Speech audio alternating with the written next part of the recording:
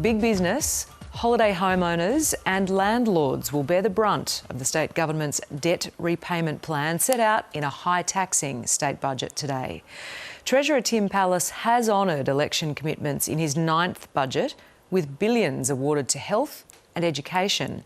But the savings have to come from somewhere, so under a 10-year COVID repayment plan, up to 4,000 bureaucrats will face the sack. It's not good news either for Victorians who own a second home or investment property. Under a new COVID debt levy, they'll be slugged with higher land taxes, and there'll be a payroll tax rise for big business too. State political reporter Richard Willingham begins our coverage. It's a budget that targets the top end of town.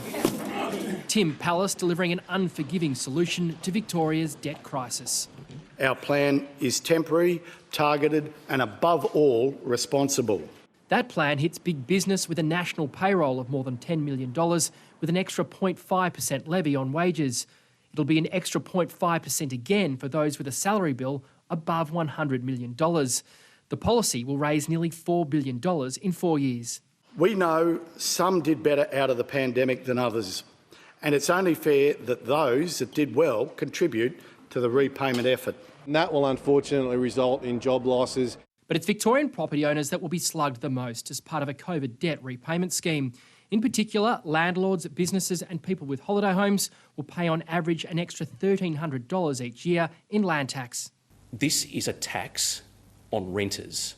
380,000 properties will pay land tax for the first time, including apartment owners.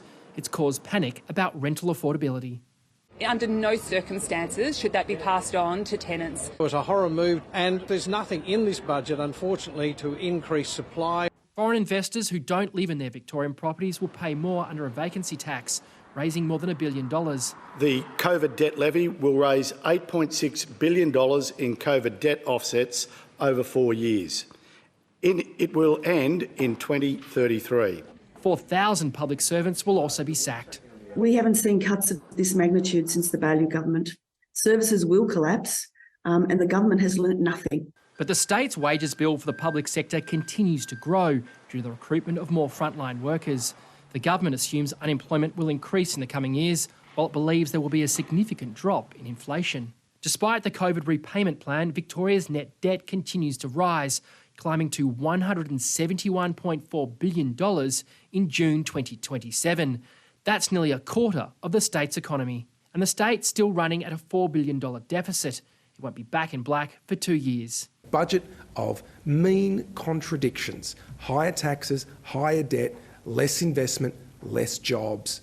Like households, the state has been whacked by interest rate rises. Interest repayments for the next financial year are already going to cost taxpayers $15 million a day. Richard Willingham, ABC News, Melbourne.